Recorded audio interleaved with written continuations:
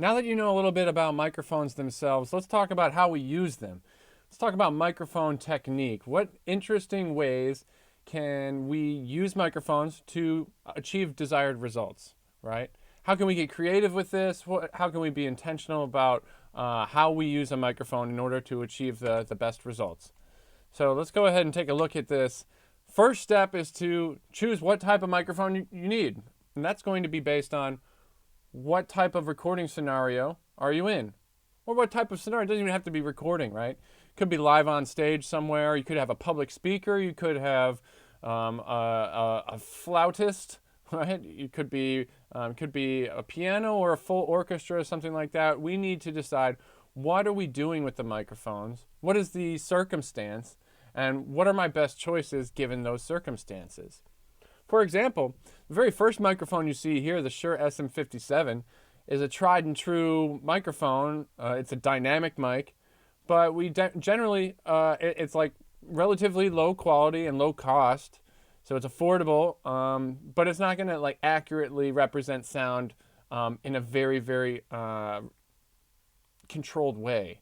Okay, so it would be good for like miking up a snare drum on stage for a live performance or something like that. Be really good for that.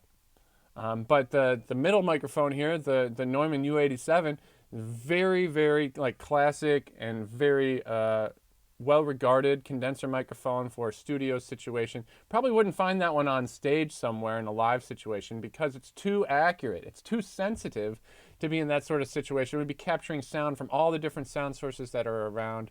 So you really just have to say, well, what is the circumstance and what microphones make sense for that?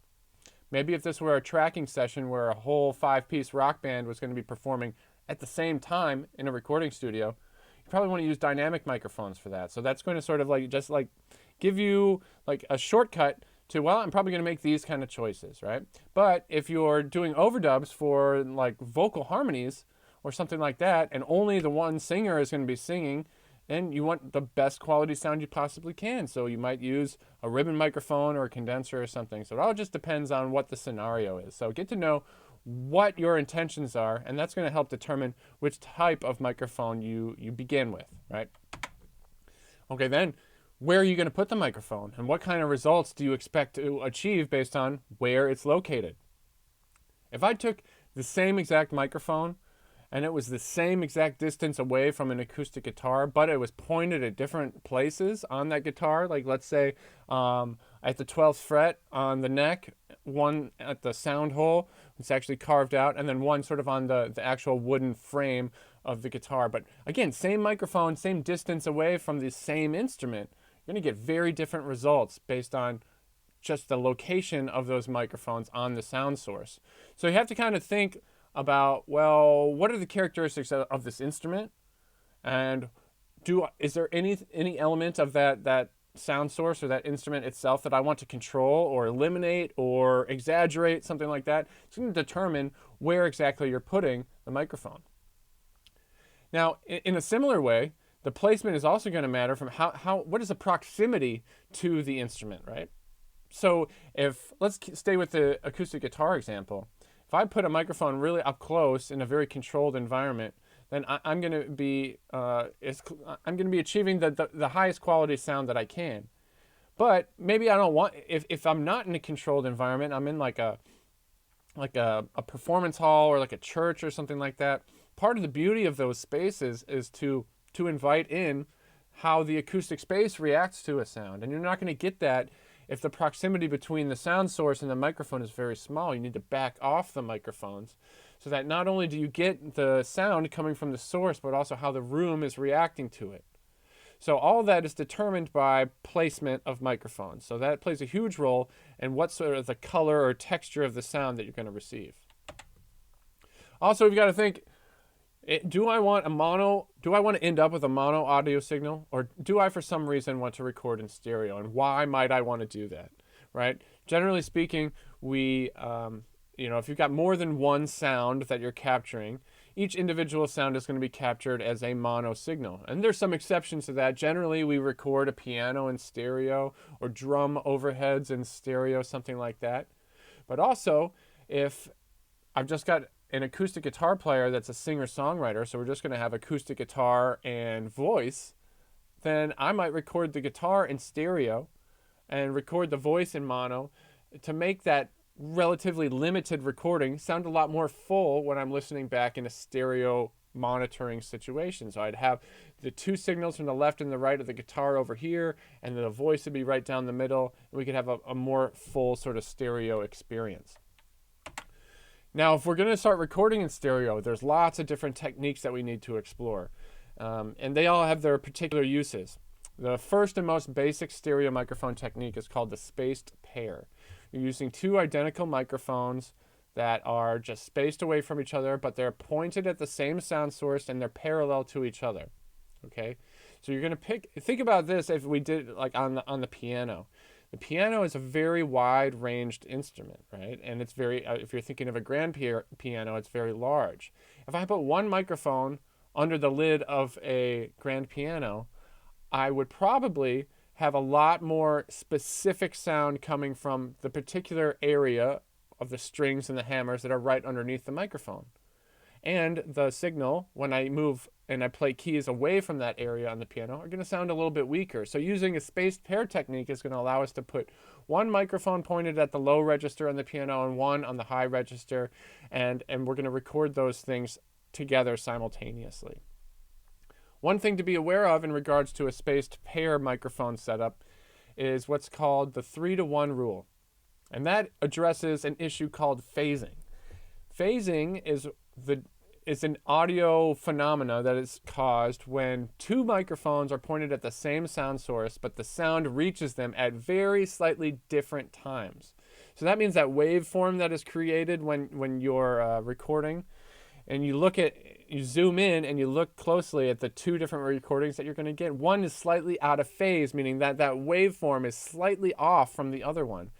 Instead of reinforcing each other, when two signals are out of phase like that, they actually play audio subtraction with one another and will make the sound, the result will be like a hollow, sort of tinny sort of sound. We use these weird adjectives to describe sound sometimes.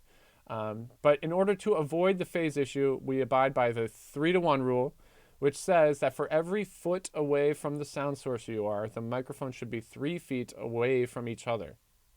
So that's something to keep in mind when you're setting up for something like this, using the spaced pair technique. And again, using a stereo microphone technique is just for something to sound bigger and wider, more full, that kind of a thing. Next stereo microphone technique is called the XY technique. You're going to take two identical microphones, but you cross them over at a 90-degree angle right where the capsules meet, right? So that way there's this sort of like crossover, and we also eliminate the phase issues because the sound is right there at the same exact spot. So this gives you a little bit of a wider coverage area to make your sound a little bit more full, and it also keeps the two microphones relatively compact and close together. So you don't have to necessarily have two stands or all lots of, it's not bulky and in the way or something like that. The next one is called ORTF method. And this method was designed to sort of replicate human hearing as best we can. So that's why the very specifics about 110-degree wide angle, not crossing over, but spread apart like this, right? It's supposed to mimic human hearing. And it doesn't actually mention it here, but the capsules where the microphone is sensitive to sound should be approximately 7 inches apart. So that's how much space is between ears, right? So we're replicated human hearing, but notice that because of the wide angle, we're not necessarily picking up sound from right in front of where the microphones are placed. It's going off to the side. So you don't want to, as opposed to the XY technique, I might take the XY technique and put that right under the lid of a piano or right up there, and it's the signals are going to cross and they're going to pick up from the piano. But since this is replicating human hearing, I wouldn't ever just stick my head under the piano and expect to enjoy that experience. No, I would back off the instrument quite a bit and allow this to just sort of pick up the essence of the piano in the space. It's also going to lend us to a particular type of microphone, because if we're going to use this method and the whole idea is to back off of the instrument a little bit, it's probably going to be tough to do with dynamic microphones, so I'll probably be using condenser microphones. So now again, you can start to see what kind of result do I want and how do I achieve it. Maybe I want to have the result of what it's like to listen to a piano concerto from, the audience of an auditorium or something like that. I would want to use a method like this, which is going to lend itself to certain types of microphones, and it's going to help me achieve a very particular sound. Next up is the Bloomline.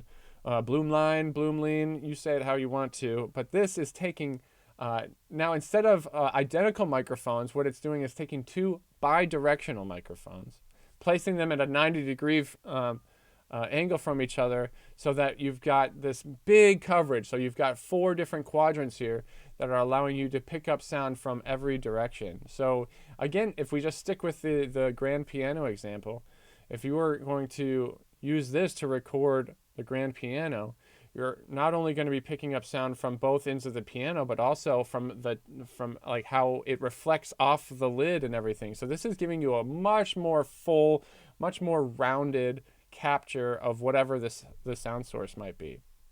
So the trick to Bloomline is that it's 2 bidirectional microphones. That part is important. And finally, we come to mid-side technique. This is pretty popular, and it's a unique sort of method in that you're using a combination of different microphones with different polar patterns. So you're using one microphone that is a cardioid pattern that is going to be pointed directly at the sound source and pick up the sound directly from the source. Then, right underneath that cardioid microphone is going to be a bidirectional microphone with the areas that are sensitive to sound pointed to the sides of the instrument instead of directly at it. That way, in the mixing stage, you can sort of blend in the sounds for one that's pointed directly at the sound source and the other that's sort of picking up the reaction to those sounds on the side of it. And the results can be really interesting. So mid-side has become very popular in recent years, and it's nice. It's a good technique to have in your tool belt. So whether you're recording mono or stereo, there's lots of different techniques, and you've got to understand that the placement of those microphones, the type of microphone that you use, and the proximity to the source all come into play with the type of results that you're going to receive.